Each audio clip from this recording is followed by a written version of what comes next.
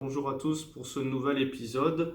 Voilà, on va parler du baptême, on va parler de ce baptême comme une alliance, comme un mariage spirituel qui est l'ombre d'une relation de mariage entre un homme et une femme.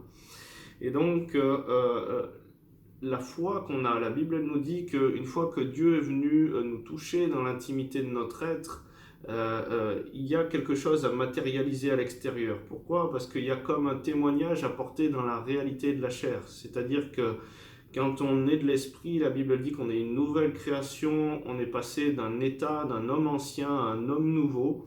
Et le mot naître de nouveau, en grec anoten, veut nous dire naître depuis le haut.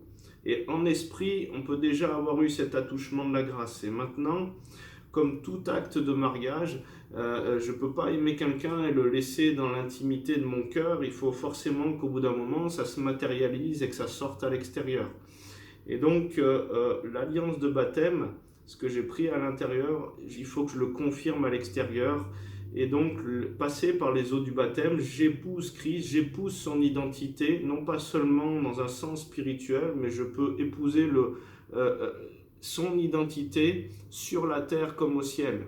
Et quand je passe par les eaux du baptême, quand je suis enseveli, puisque le mot baptême, il a la notion d'être plongé, enseveli, recouvert, et comme à travers le sang de Jésus, nous sommes lavés, et cette ancienne nature mauvaise, elle reste sous l'eau, et Dieu nous regarde toujours à travers cette nouvelle identité qui a été acquise à la croix au prix du sang de Jésus, qui est mort pour nos péchés.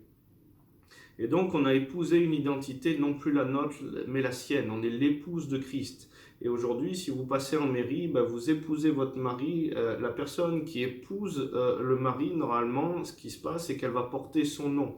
On va porter son identité. Non plus cette identité pécheur, mauvaise, disqualifiée, mais on épouse une identité. On épouse l'identité de juste, puisque on est juste, sinon on serait encore pécheur et disqualifié de la grâce. On épouse sa sainteté, on épouse sa puissance, on épouse son identité, et le chemin, c'est d'incarner cette réalité sur la terre comme au ciel.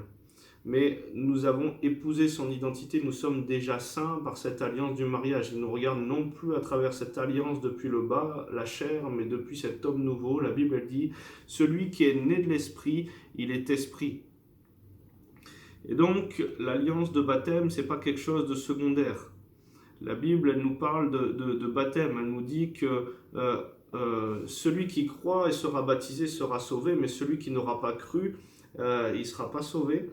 Et pourquoi il ne reprend pas l'idée de baptême? Ce n'est pas le baptême qui va forcément nous sauver, c'est par la foi qu'on hérite de la promesse. Maintenant, le baptême, on n'est pas tous crucifiés comme le brigand à la croix à côté de Jésus pour ne pas se déclouter et aller se faire baptiser. Donc la foi est comptée comme justice.